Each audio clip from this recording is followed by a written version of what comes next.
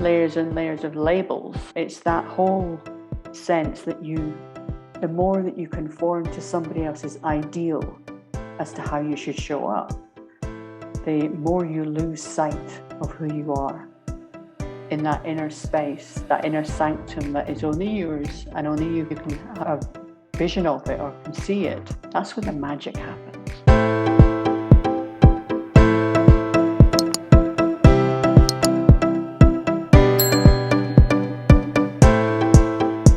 Today's masterclass is on uncovering your inner diamond, rediscovering your awesomeness.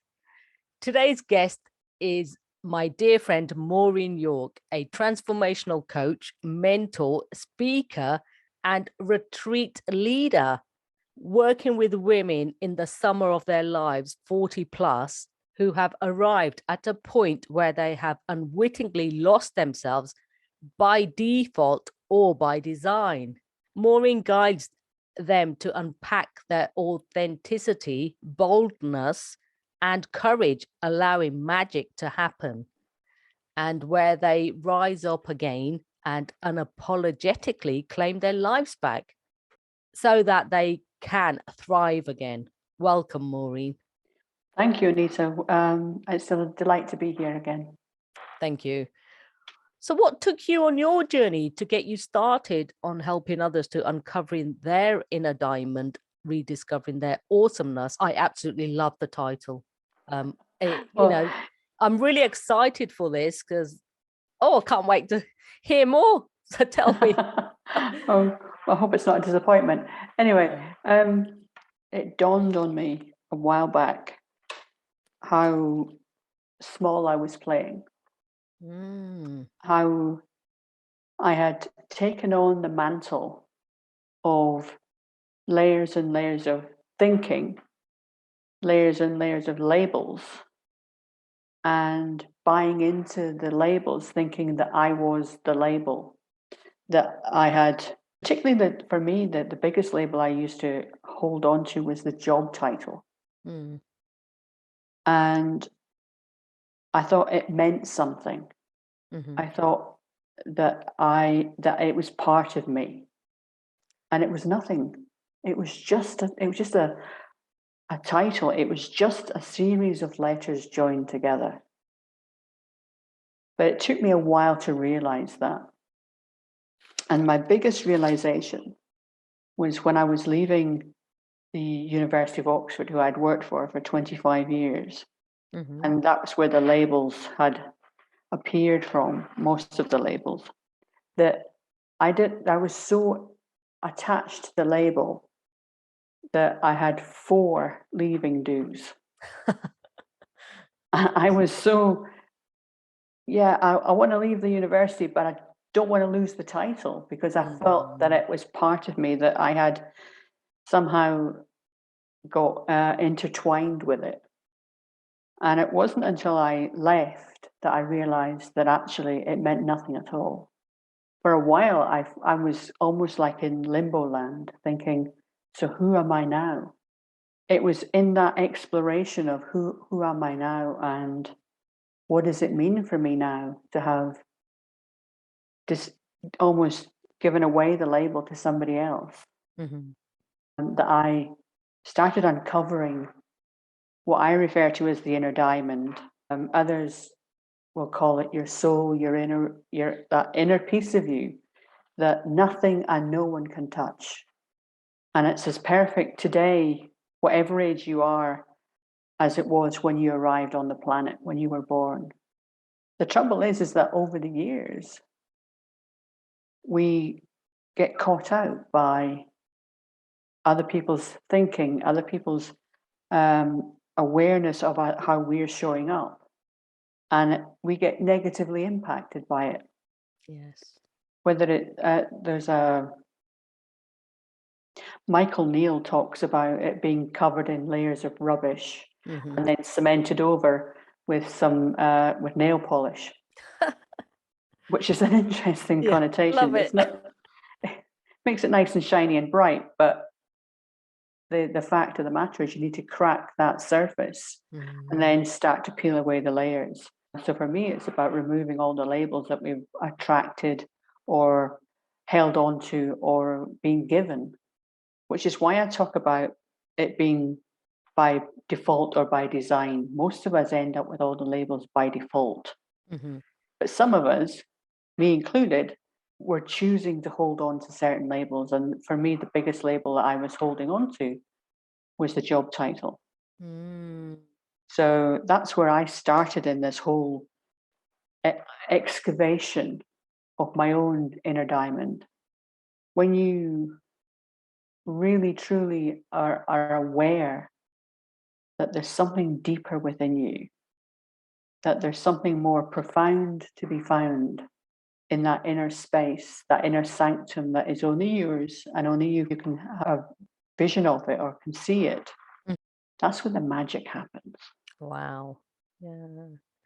So tell me more about what do you mean by the inner diamond?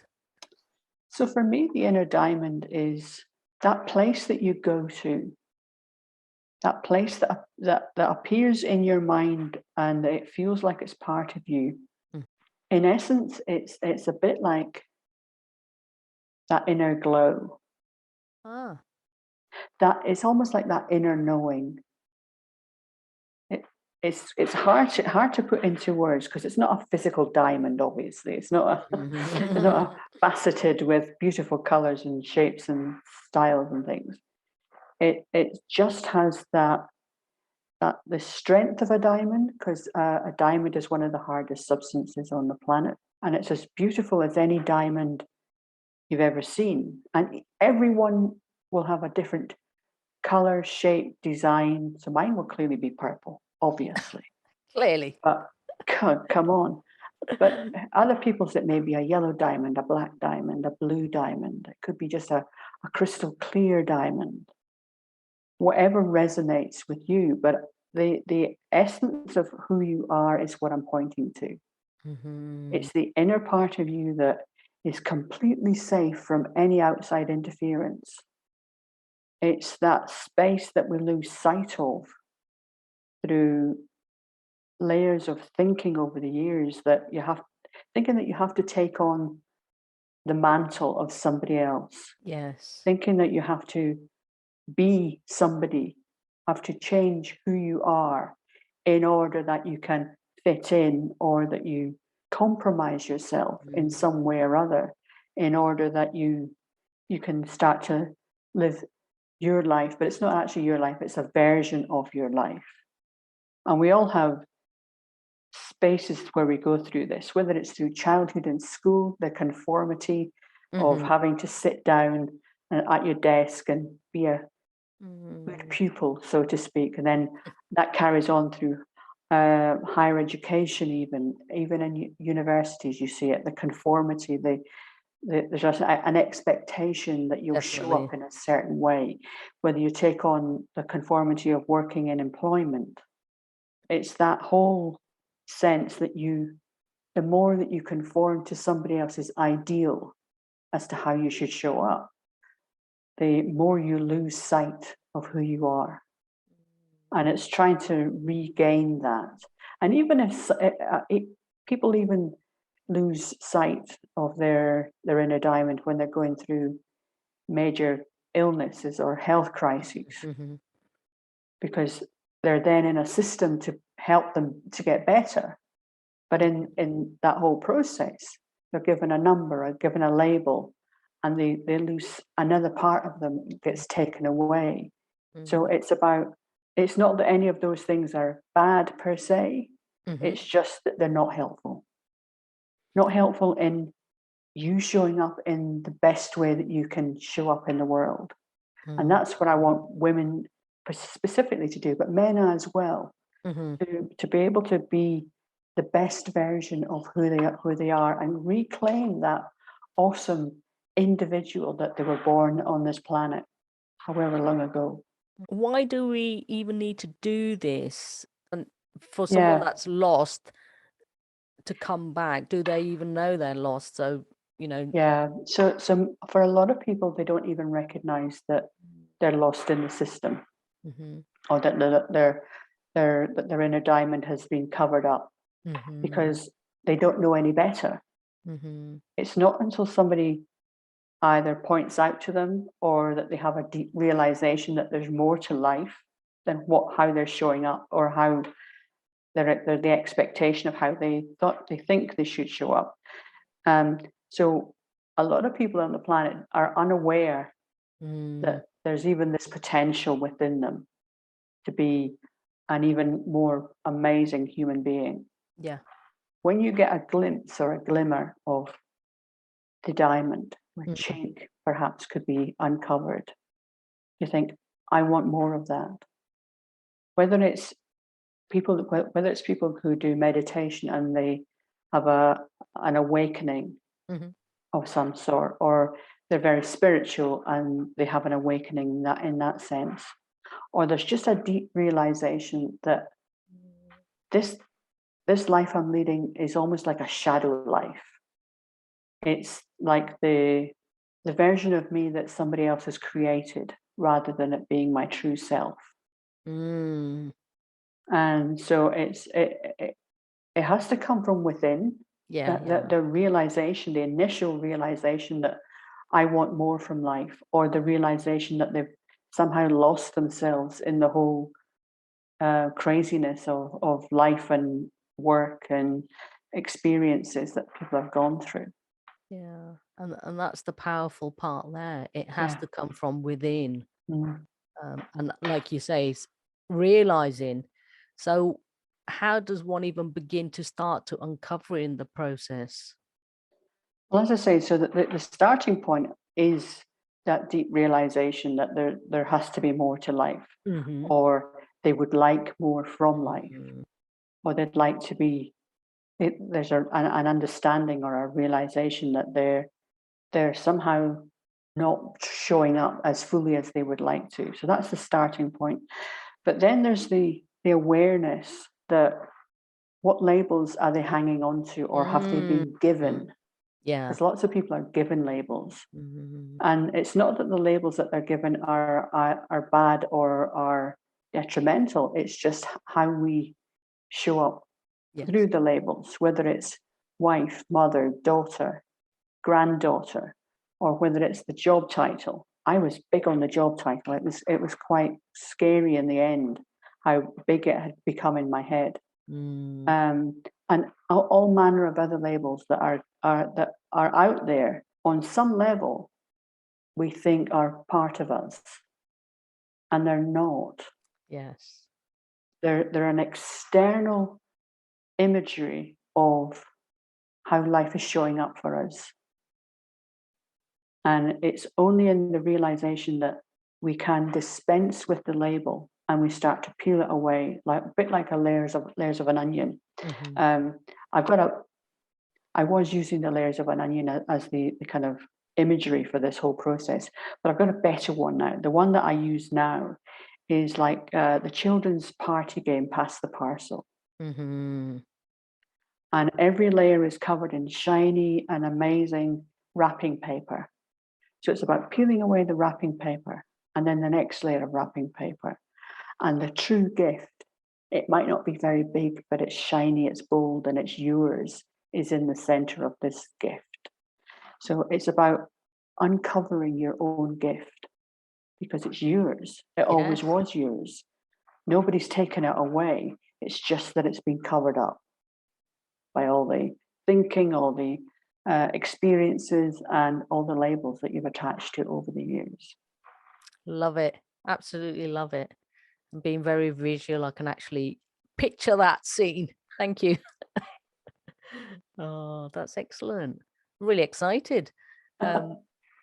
So I know you say about being lost in their own lives. Do they actually realize? How can they realize with all these labels going on? How does somebody realize, or can you explain more about that, please? Yeah, so I talk about people feeling lost in their own worlds. I have a client at the moment. She's an amazing lady, and she has a phenomenal job. Job is like amazing, top notch. She has 2 beautiful teenage children. She's got her own property. She's got her own world. that she lives in. But she came to me and she goes, Maureen, I feel lost. I don't know who I am anymore. Oh. And it was, for me, it was that pivotal point of, she had, on some level, she had a recognition that she had been so taken over by her world, by the life that she had created, that she had lost herself somewhere in that whole journey, that whole experience. And I suspect it happens for men too, but I think it predominantly happens for women more often, that they take on the mantle or the life that they think they should have. Yes. And by doing so, they lose part of who they are. So some of it is like the feeling lost is a sensation that wasn't how I started off on this journey in life. There's like a remembering of how, as a child, they would be more out there, more just nothing fazed them. They would, even if they fell over and grazed their knee, they would just pick themselves up and carry on the journey. The biggest memory I have of this is what I actually did a bit on my my website. There's a little video, and it talks about the red trouser suit. Okay. So I was the flower girl at my aunt's wedding. And I had this pretty dress on. It was a pale pink, I think, horrible color. Anyway, not my color these days. It was a pale pink, and I had my little basket of flowers, and I looked cute, type of thing. I was about 6 or 7, something like that. And there's a picture taken at the front steps of this church. And there's a beautiful bride and the groom and the bridesmaid and all of that. And I'm stood on the end of this line of people looking out into the distance because I'm bored. It's nothing, it doesn't, it was a beautiful day for them, and they had an amazing wedding, but it didn't light me up from the inside out. Later in the evening, when there was after the meal and celebrations were and speeches were done and all of that type of stuff, I got changed into this bright red trouser suit. Oh. Now, red's not really a color I wear these days, but it was significant at that point in time because almost like I was given freedom to be myself again. And I have this recollection, and it's very vivid, of me swirling around this dance floor with this other young girl, and we were dancing and swirling, and it was the energy in the space was what I remember. And so for me now, it's not that I go and wear a red trouser suit in order to recreate this. It's the reinvigoration of the energy that comes through you. It's remembering that there's more to you than what's perhaps showing up on the surface. It's going several layers deep within you in order to re-find who you were as a child, re-find who you were as a young adult, or whatever part of your life you think is the most pivotal point in your world. Whether it was when you went to university, whether it's whatever point, whether it was when you first met your true love, or whatever point in life that gives you that sense of feeling alive again. There's a memory in the mind about this, and somehow, somewhere along the line, that memory has got suppressed, it's got crushed, it's got hidden. But there's still a spark in the back of the mind. And it's the spark in the back of the mind that goes, I've lost that piece of me. Can you help me find it? And that's what I do with clients. We get to that space, we figure out what it is that they think they have, that they think they're missing. And we try and uncover. And the bit that we uncover is always the inner diamond. And the inner diamond will always shine a light on the piece that gave you most joy, most the feeling of aliveness and energy within you. And that is the wisdom and nuggets right there. That is, yeah, that's fantastic. That really is. I love it. Why are authenticity, boldness, and courage so important? Obviously, my show is called Create the Courage to Be Fearless. So for the listeners listening out there, why is that so important? It's the ABC of life. Is how I view it. Oh, wow. Yes. And lots of us have by default or by design lost that connection to our inner selves and that authentic piece of us, that true essence of who we really are at our core. That's the authentic piece. But sometimes we need to be bold enough and courageous enough to want more, to want to reclaim our authenticity, to reclaim that piece of us that somehow, somewhere along the line has got covered up or has been lost. And sometimes boldness shows up in a myriad of ways. Courage will show up in a myriad of ways. It's not that people need to be in your face or be truly audacious or full on. Boldness can be a quiet expression of who you are. You can be really bold. You can be really courageous in how you're showing up on a day-to-day basis. Whether you're going through a cancer experience, whether you're going through a loss in the family, whether you're going through any experience in your life, even if it's wandering into your line manager's office and going, I deserve better than this. That's an act of courage. It's an act of boldness. But it's stepping into your true, authentic self that comes from. So for me, it's about showing up more authentically, more as you than ever before. Definitely. And I love the word unapologetically. I mean, who doesn't? So why should we be unapologetically claiming back our lives? Unpack that a little bit, please. Yeah. So my take on this is, so many of us apologize for doing something. Oh, I'm so sorry. And giving over the power to somebody else. And thinking that somebody else, because of title or status, or even if it's just in your thinking and it's not true, you may think that somebody is of a higher status or sitting on a pedestal higher above you. And actually, we're all equal. Yes. We're all equal. Definitely. But it's when you take on the space or have the realization, why shouldn't I do this, that, or the other? Why shouldn't I have the same experience as my male counterparts, for example, in the workplace? Why shouldn't I be treated as an equal? Why shouldn't I have the life that I desire?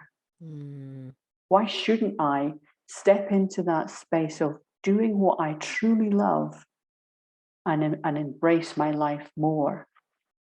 And it's when you come from that unapologetic space, it's not rude, it's not in your face, it can be, but generally I don't advise that. Yeah, no. It's about standing your ground, being truly grounded in knowing that you're heading in the right direction and being completely connected to who you are at your inner essence. It's having that grounded vision of where you're pointing yourself and being unapologetic in how you go about getting to where it is, whatever it is that you're heading towards, whether it's getting a promotion at work, whether it's changing your whole life and upping sticks as I did and changing country, whether it's whatever its shape, form, or however it shows up for you. Never apologize for being you. Absolutely. Never apologize for being you. You have as much right to be on this planet Earth as all the other 7.8 billion people that have arrived here as well. Never apologize. You deserve to be. You deserve to be here.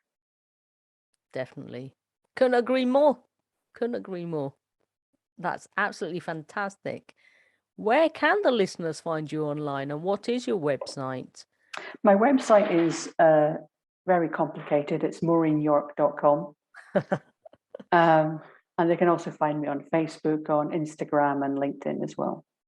So if anybody would like to have a conversation, I would be more than delighted to speak with them. You just need to contact me either through Facebook or any of the other channels that we've already discussed. Yeah, I'll have all the links in the show notes as well. Thank you for sharing your deep, insightful wisdom and knowledge with us today, Maureen York. My pleasure. It's been fantastic. And I have a couple of questions for you. I ask all my guests.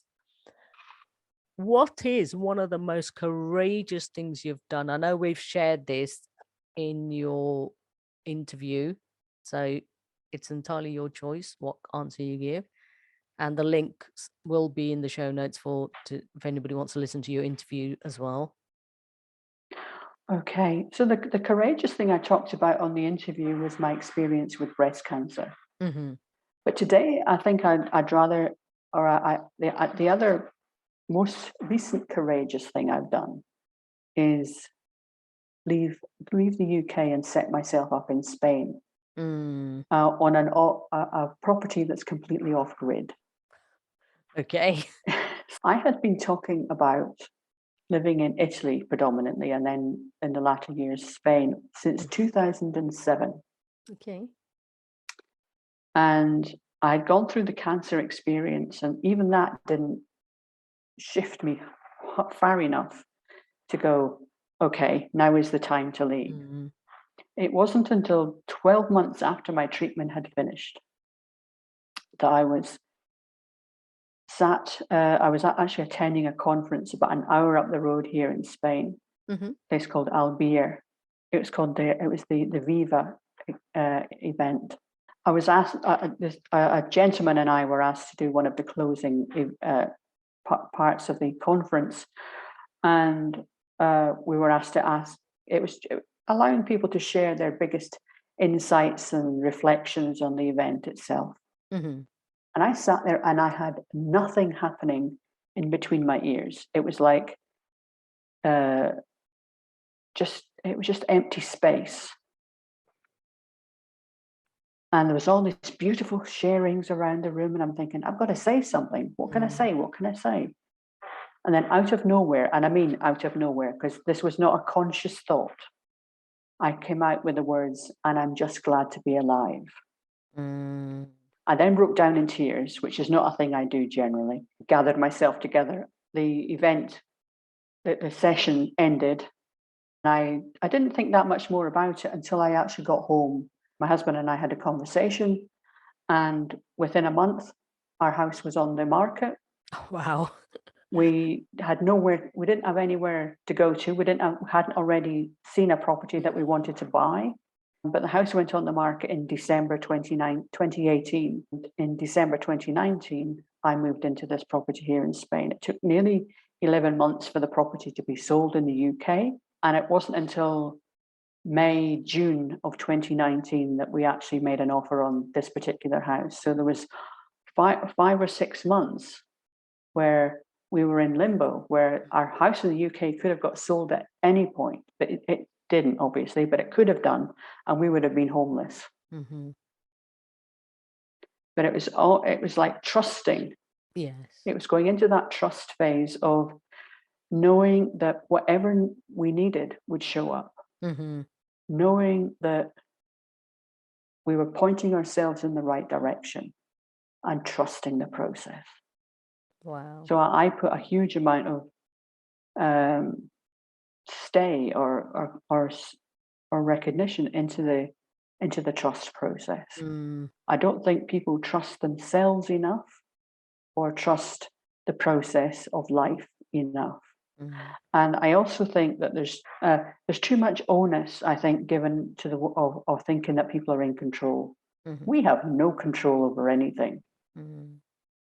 It's about trusting the process and trusting that you're pointing yourself in the right direction. Even if it doesn't work out, you can always change your mind. Definitely. You know. So for me, the offering on this place, it was accepted. We were given a further 6 months to sell our house in the UK. Thankfully, even if it was right up to the wire, we managed to do it within the 6 months. We had 1 week left before the whole thing was going to go a bit crazy. But we moved in, having lived in the UK all my life and having an awareness of you can have any amount of things plugged into your sockets and to get energy out of your house. And then moving into somewhere where you have to be very mindful about the amount of energy you're using. So we have no cabling coming into the property whatsoever. None. We have a water tank. We have the Wi-Fi that we're talking to together today comes on a satellite dish on the roof. We have a waste tank. We have solar panels. We have a massive generator.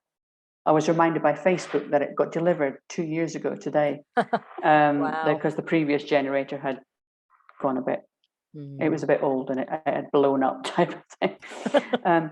So, being really, really mindful about how much energy you're taking out of the supply that you've got is really pivotal. Being mindful about how much water you're using, being mindful about how you're showing up and what your footprint is on this planet. Definitely. So definitely. the whole, I never started out this journey to be an eco warrior type of person, but it's certain, and I'm not saying I'm an eco warrior now, but I am much more mindful about how I show up and what my footprint is on the planet. So whether that's a courageous act or a foolhardy act, I don't know. All I do know is that we've been here nearly 2.5 years now, and we're still getting to grips with this off-grid living. Wow. And it's interesting. Oh, yeah, we've had a pool added, and we've had some seating areas added, and the property is much more amenable now these days than it was when we arrived. But we have some amazing people around us. Our nearest neighbour, I think, is about a mile away. So none of this living kind of cheek by jowl as we do in the UK. It's much more open fields, and I have my olive grove, and I have lots of trees and things behind us and things, which is amazing. Absolutely. And it's very, very quiet. The tranquility is second to none. And we have lots of wildlife around us, which is amazing too. Yeah, it definitely sounds idyllic. Definitely. So my last question to you, Maureen, is what is your definition of courage? My definition of courage is stepping into the true inner essence of who you really are. People think that courage, a bit like, oh, there's another word. Anyway, let's stick with courage. Is in short supply. They think that, like resilience, that was the other word I was going to come up with. They think it's in short supply, and it's only you can only tap into it so many times through your life. Courage arrives with you as part of the given package, the basic package that you're given as a child, and it stays with you until you die. It's just that most of us never realize that it's there until something major happens in your life. So for me, courage is that untapped energy, that untapped piece of who you are at your essence, that sits almost like in quiet abeyance until you call on it. Yes. But it never runs out. It's not it doesn't have a finite lifespan. It has an infinite lifespan depending on how long you live. That's my take on courage.